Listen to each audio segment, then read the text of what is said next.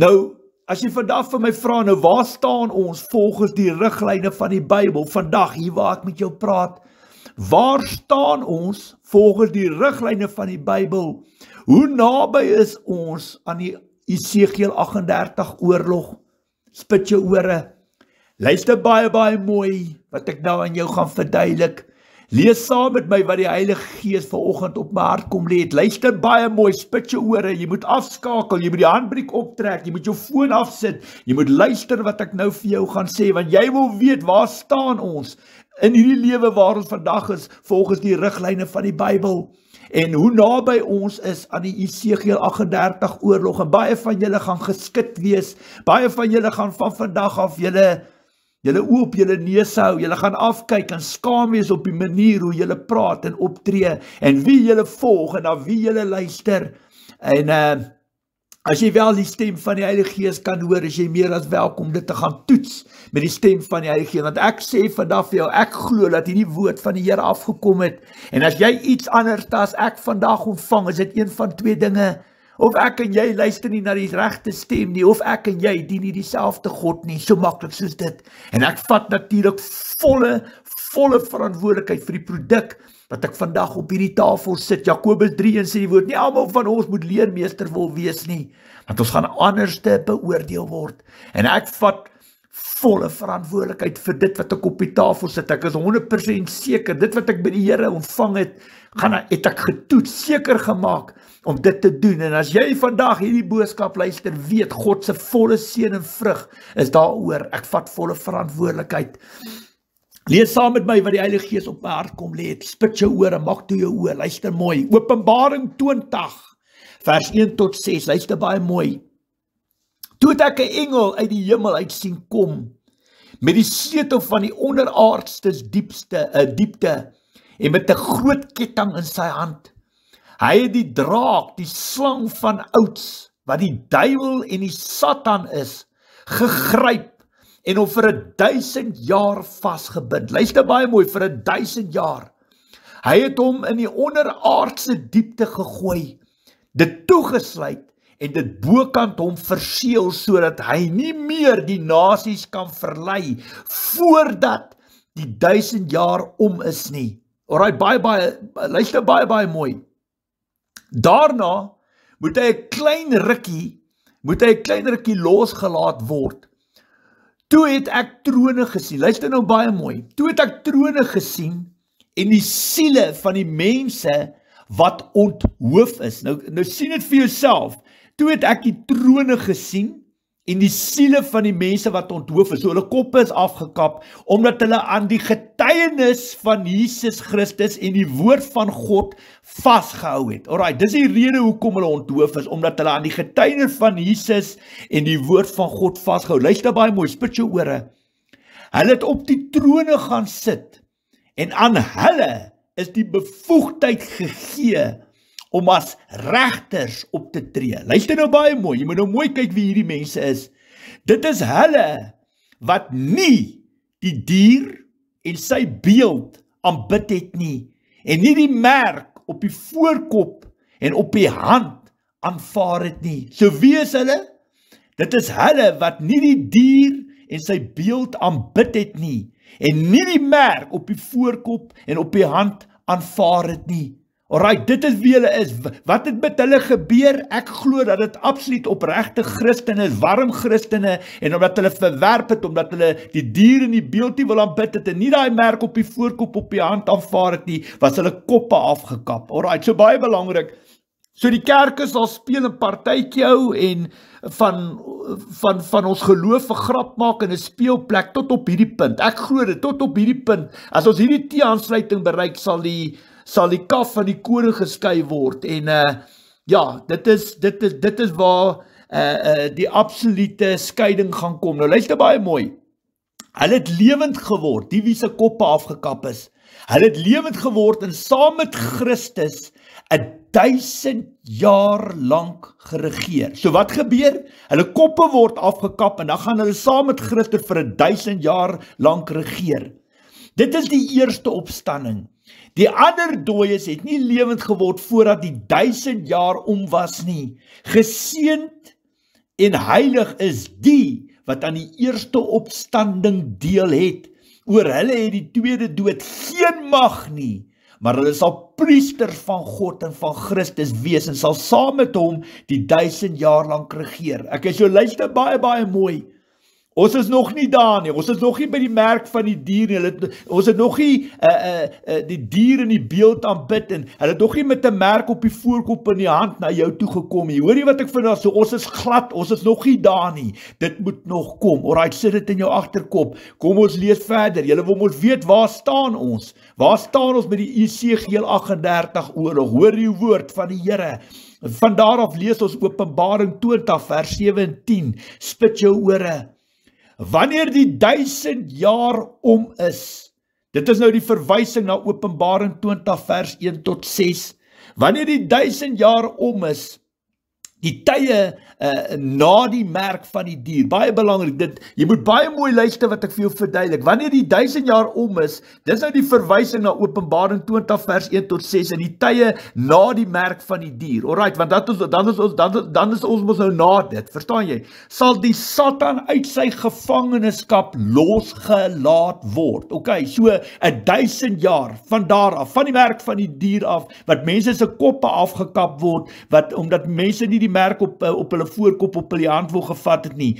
1000 jaar daarna, 1000 jaar, wanneer die 1000 jaar om is, sal die Satan uit sy gevangenskap losgelaat word. Sien jy wat gebeur? Kyk dit in jou gees. Dan sal hy gaan om die nasies wat tussen die 4 uithoeke van die aarde is, die Gog en die Magog, verwysing na Esegiel 38 oorlog, te verlei en om hulle byeen te bring vir die oorlog. Luister jy wat ek sê, luister jy wat ek lees, wat ek na die tafel toe bring. Hulle is so baie soos die sand van die see. Hulle het oor die hele oppervlakte van die aarde aangekom en die laar van die gelowiges in die geliefde stad omsingel. Toe het daar vuur van die hemel afgekom en hulle verteer. Die duiwel wat hulle verlei het, is in die poel van vuur en swaal gegooi, daar waar die dier en die valse profeet ook is. Hulle sal dag en nag gepynig word tot in alle ewigheid. Hoor jy wat ek vandag vir jou sê? Jy geluister wat ek vir jou sê? So ons is nog glad nie by die Esegiel 38 oorlog nie. Jou oë moet gefokus wees op God en op sy koninkryk. Jou visie, jou fokus moet op vas en gebed en Bybel lees wees, en jy moet na die omstandighede kyk wat rondom jou aangaan. Ja, ons sien die aanslagte van Hamas en van Iran op Israel, maar hier is alles net, hoe kan ek sê, beginstadiums, geboortepyne van dit wat gebou word vorentoe, wat al die haat en nyd en al die opstand gaan bring. Maar daar is ook baie water wat in die see moet inloop, voor ons by die Esegiel 38 oorlog kom. Daar waar die merk van die dier kom, wat mense verplig word om die dier te aanbid, die beeld en die merk op die voorkop te vat en op die hand, daar waar opregte Christen, laat ek vir jou sê, jy sal Christenskap speel en jy sal God met die mond aanbid en nie met die hart nie, tot daar sal die tyd van speel en partytjie hou in God se huise, van God se huise rowersnes, 'n staatstheater en 'n besigheid en 'n rowersnes maak, 'n staatstheater, 'n disco, daai tyd sal alles, daar sal die tyd van speel ophou, daar sal in my oor die teensluiting wees, daar sal die kaf van die koning geskei word, want daai dag, as jy nie opreg is in jou gees en jou hart, gaan jy ook nie bereid wees om te sterf vir dit waarin jy glo nie, en jy gaan jou moontlik daai merk vat, net om aan die lewe te bly, en dis hoekom die Here sê, die wat bereid is om hulle lewe af te lê, sal dit terugwen, en die wat nie bereid is, die wat hulle lewe wil behou, sal dit verloor. En dit wat ek wil vandag vir jou sê, nee, die geesteswêreld is baie diep. En ons moet baie versigtig wees. Daar's baie mense wat praat, en ek sê nie hulle is nie lief vir die Here nie. Ek sê nie hulle het nie die Heilige Gees ontvang nie. Maar jy moet baie seker wees en verantwoordelikheid vat vir die produk wat jy op die tafel sit, want terwyl jy goeders praat en aanjaag, verstaan jy, skep jy vrees en skep jy angs tussen mense en verlei jy mense, en baie mense wat al die druk en al die dinge nie kan hanteer nie, dis mense wat opgee in die lewe en geloof verloor in die Here. En dis hoekom ons moet verantwoordelikheid vat, soos ek ook, ek vat vandag verantwoordelikheid vir dit wat ek op die tafel sit, en net soos ek verantwoordelikheid moet vat, so moet jy ook verantwoordelikheid vat, wat in die naam van die Here wil praat en optree, en jy moet kan toets, jy moet kan seker maak, want God sê in sy woord, my skape sal die herder se stem kan hoor. Jy kan nie net agter elke persoon hier agteraan hardloop nie, want die woord waarsku ons in Matteus 24:24, daar sal valse Christusse kom, selfs valse profete wat allerhande wonderwerke en tekens doen, wat selfs die uitverkorenes sal mislei. Maar hulle sal dit nie reg kry as jy na die stem van die Here luister nie.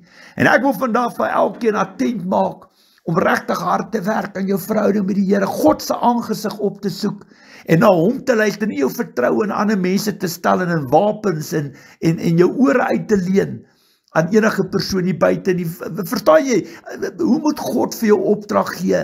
Hoe wil jy die Here ken? Hoe wil jy hom deel maak van jou lewe? Hoe moet die Here jou uitstuur of jou opdrag gee, as jy self eers met die Here kan praat nie? En dit moet vir jou pas, en dit moet vir jou 'n absolute knoop in die hart vanoggend wees.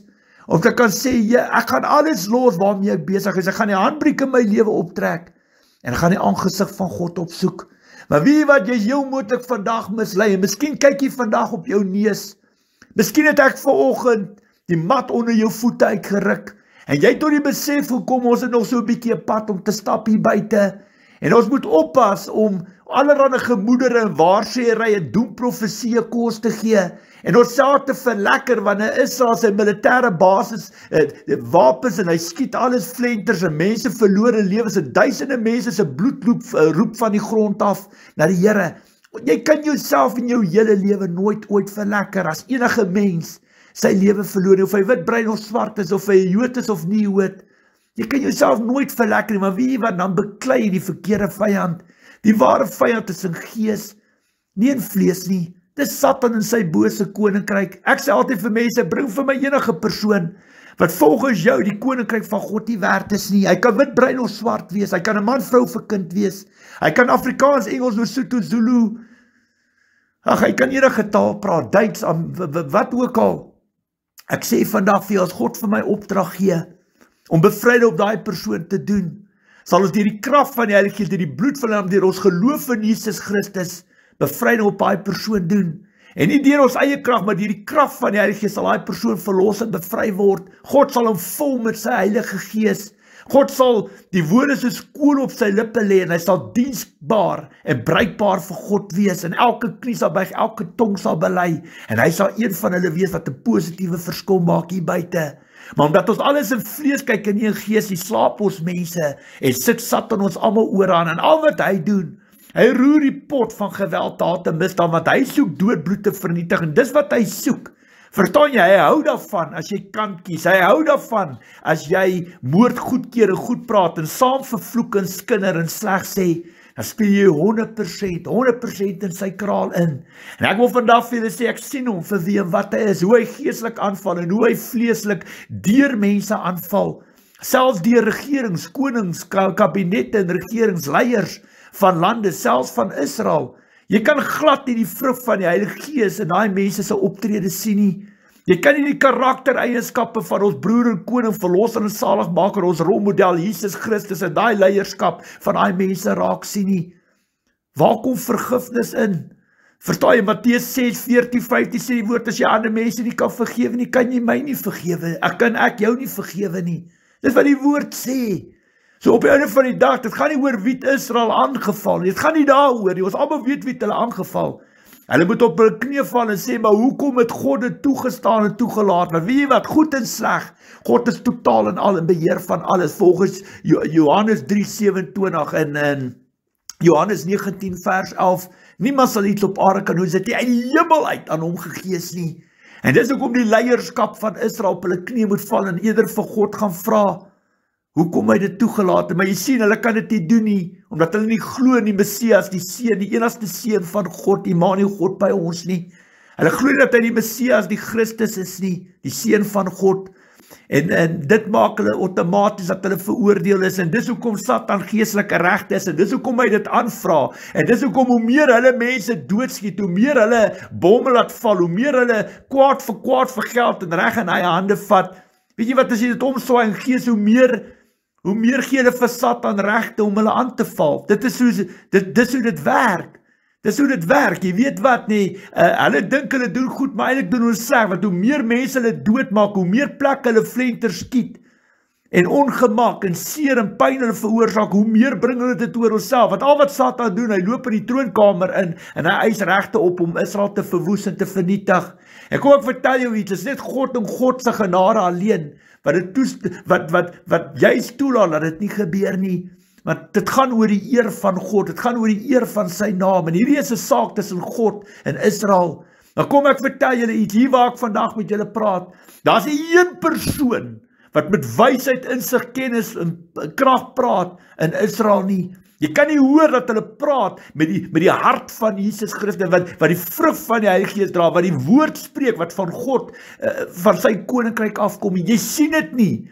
Almal verlekker hulle net in die oorlog, en die een wat hier doodgaan, en die ene wat verloor, die ene val weer, die ene. Almal, dit is asof almal dit goedkeur en goed praat, terwyl hulle almal op die einde van die dag aan die verkeerde kant van die draad staan, en hulle verstaan nie God se hart, hulle verstaan nie wat deur God se oë, as jy deur God se oë kyk, waaroor alles gaan nie.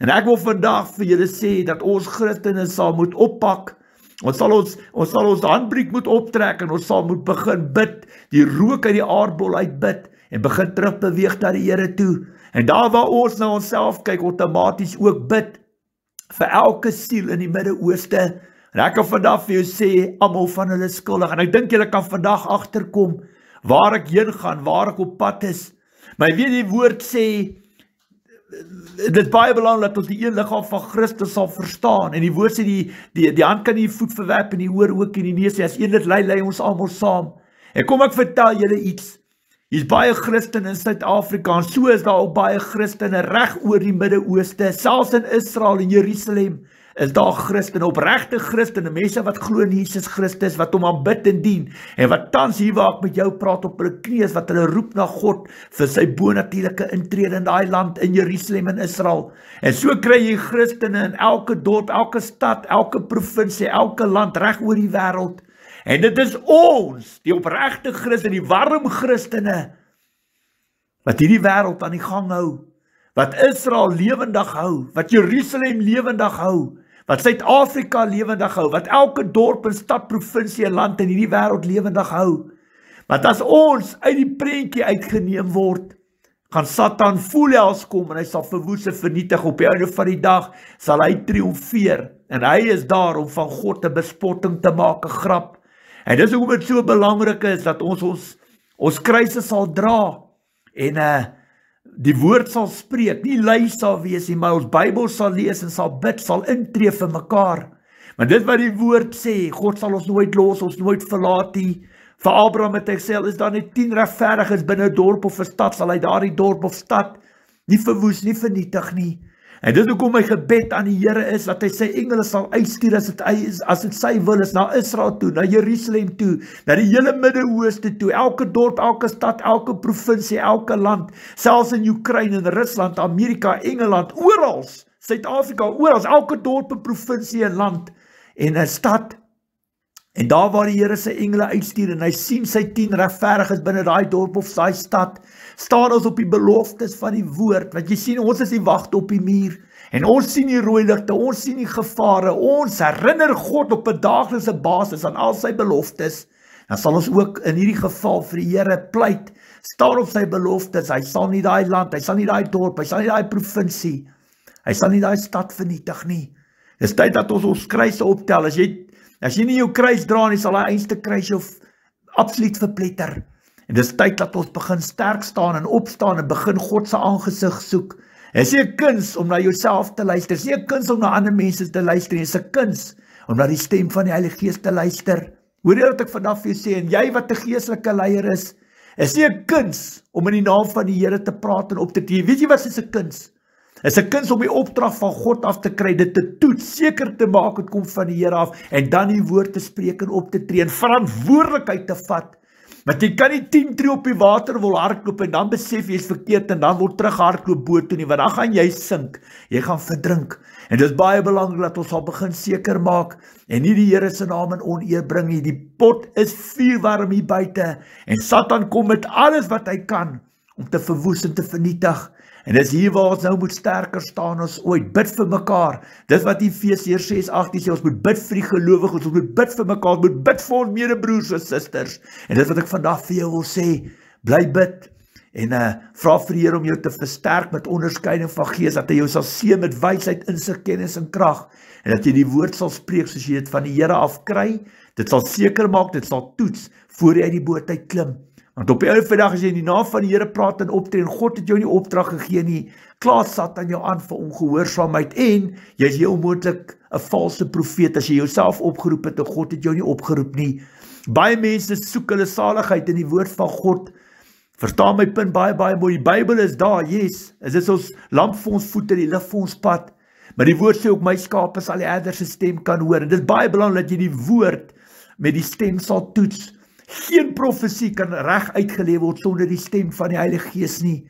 En dis hoe ek vandag vir jou sê, jy moet weet waarvan jy praat. Jy moet geestelik en vleeslik kan kyk na hierdie wêreld en onpartydig staan en deur God se oë na hierdie wêreld kyk en net bly bid, net bly bid. Dis nie vir ons om God voor te sê aan te jaag of ons wil op God af te dwing nie.